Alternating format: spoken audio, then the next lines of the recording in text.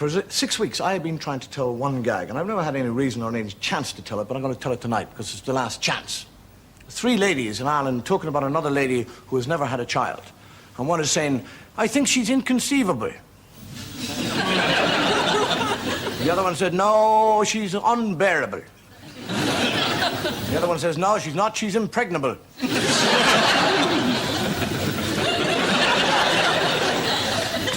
Before the battle of the Big Horn, the great Sioux chief, Sitting Bull, said to Custer, Hosama, Ota, Wa, Ona, Kuyata Hapa.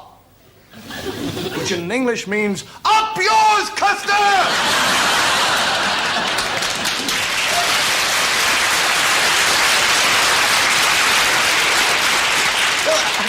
I love those three. Have you seen them? When the 7th Cavalry is going to charge, they always say to the bugler, sound the charge, and he goes, how the hell could you blow a bugle on a horse? Oh, a very important part of the Irish way of life, horse racing. An awful lot of horses in Ireland, we love racing. And you get the trainer talking to the jockey, and he says, you're on this horse now, boy, and you've got to win. I've laid my life on this horse. If you don't win, I'm ruined. Finished. Gone. Walked upon. The jockey said, don't worry, sir, now. Don't worry with me legs across that horse. I'll make him go like a boot out of hell. And the race starts. And they come to the first jump, and he's over, and they come to the second jump, and they're over, and the third jump, and it's over. And he's leading by a neck coming up to the last jump. Goes over, stumbles. The little jockey's lying on the ground and he thinks the trainer will be ruined if I don't. Remounts the horse and gallops on and wins. And runs up to the trainer and said, I did it even though I fell. I remounted the horse and I won. He said, you remounted the wrong bloody horse.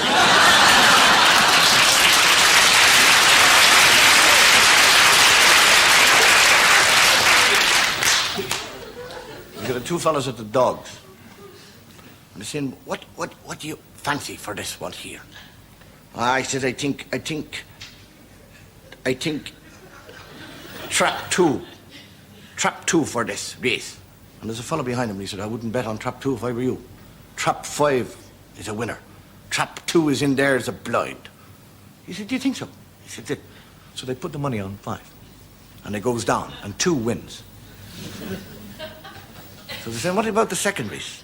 He says, I think 1 for this one. He says, right, we put the money on 1. Your man's behind him again. He said, oh, no. 1 is a terrible lame duck. He's only there as a runner. I wouldn't touch him. He said, you said that the last time. He said, the last time I made a mistake. But this time, don't bet 1. Put your money on 6. He said, what do you think? He said, well, he seems to know an awful lot about it. You better put the money on 6. He says, right. Put the money on 6, it goes down, 1 wins. They go right through the card. They lose everything. The end of the race, he said, how much have you got? He said, I got 4 bob. He said, God, I'm starving.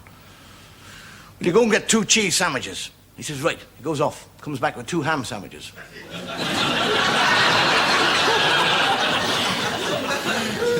He said, I thought you were going to get cheese. He said, I met that fella again.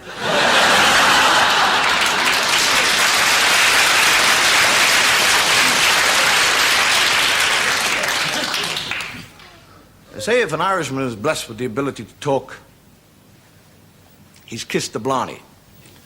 They say if an Englishman is blessed with the ability to talk, he's a politician. They say if a Scotsman is blessed with the ability to talk, he's sober. A part of the Irish folklore is leprechauns, little people. And we believe that if you can catch a leprechaun, and they're very sneaky, if you can catch one, he's got to give you the crock of gold. There's a fellow walking down the lane, and sitting on a fence is a leprechaun with his back to him. And he runs up and he catches him by the leg and he says, Gah! I've got you! Give us your crock of gold. And they're very sneaky. They wanted to get the head turned around, and if you blink, they'll disappear. And the leprechaun says, "Ah, look at that lovely tree up there in the sky." The fella said, "I'm not taking my eyes off you." And the leprechaun says, "Look at that elephant flying." He said, "I'm not taking my eyes off you. You've got to give me the crock of gold." And the leprechaun said, "I'm not one of them leprechauns. I'm not a crock of gold leprechaun. I am a 3-wish leprechaun. I'll give you 3 wishes. But remember, in these 3 wishes I give you, anything I give you in those 3 wishes, I've got to give twice as much to the man that you hate most in your life, who I happen to know is Tom O'Flaherty in the town." And the fella says, "Right, I'll have the 3 wishes, and he can have twice as much as I can have." He says, "Right, what's your first wish?" He said, "I would like a lovely 12-roomed house." There it is, 12-roomed house. And then right beside it, a 24-roomed house, with O'Flaherty standing up in the balcony saying, "God love you, boy. I didn't even think you liked me. God love you for the house. Thank you." And the leprechaun says, "What do you want for your second wish?" He said, "I want 10 of the most beautiful girls in the world." There they are. Next door, 20. And O'Flaherty saying, "Oh, God love you. 20 of the most beautiful girls in the world for me." And the leprechaun says, "What do you want for your third and last wish?" And the fella said, "I want me desire for women cut by 50%.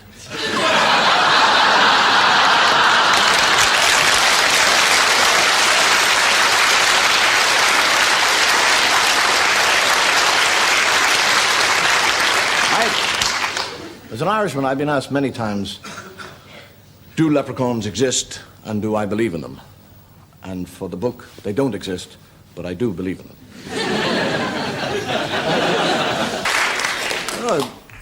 The thing I'm always accused of doing is telling Irish stories. Don't know why, I'm an Irishman. People say, "Why don't you tell other stories?" And I find it very hard to find other stories which I can fit.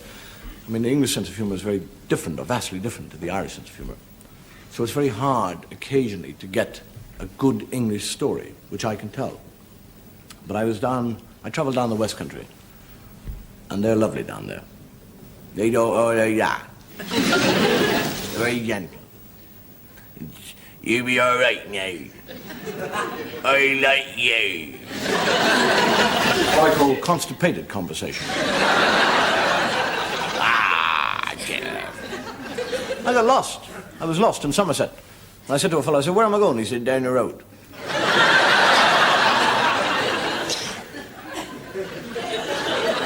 You get a lady in Somerset stops a farmer. She says, "Tell me, farmer, why doesn't that cow in that field have horns?" He says, "Lady, some cows don't get horns. Other cows don't get horns till they're 7 or 8 years of age. Other cows don't get horns till they've calved. The reason that cow don't have horns is because he's a bloody horse."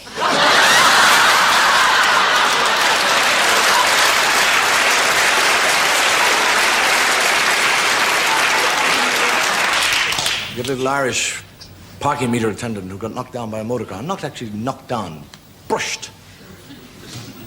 And he's lying on the ground. "Oh, my legs! Oh, my legs! Oh, God, I'll never work again. Oh, no. Oh." The fellow gets out and he says, "There's nothing wrong with you." He said, "I know that, and you know that, but I'll take you to court and I'll sue you for thousands of pounds. They don't know it. No, me legs. Me legs. I'll go into that court in a wheelchair and I'll get the sympathy of the court and it'll cost you thousands. No, me legs." And the fellow says, "All right." He said, "You might get away with that." He said, "But it means that you'll be confined to a wheelchair for the rest of your life because I'll have a fellow watching you, every move. And if you ever step out of that wheelchair, he'll be onto you." I said, "He won't, oh, me legs. Oh, he won't. No, he won't. Because as soon as I'm awarded them thousands of pounds, I'm going to get up to London Airport. I'm going to get a plane to Paris. And I'm going to get a train out of Paris to Lourdes. And you're going to see the quickest miracle you've ever seen."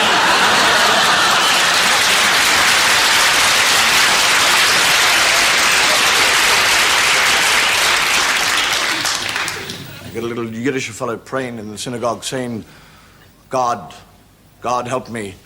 My son went to Israel and became a Christian. And a voice from heaven said, "It's funny you should say that."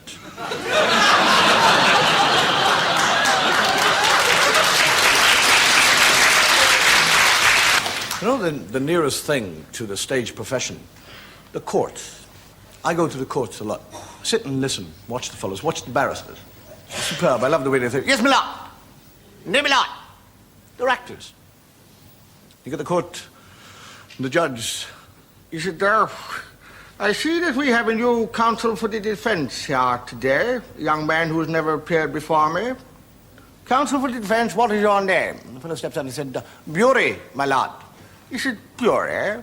Bury? How do you spell Bury?" He said, "B-U-R-Y, my lord." B-U-R-Y. Bury? Surely when somebody dies and you take them to the cemetery, you don't bury them. You bury them. He said, "My lord, the name has been in my family for 17 generations. It's always been pronounced Bury." He said, "Well, my young man, in this court you shall be known to me as Berry. Carry on." The case proceeds. And 5 minutes later, the judge stops the proceedings and says, "Excuse me, Mr. Berry. Do you find the proceedings of this court amusing?" He said, "No, my lord." He said, "Why are you smiling?"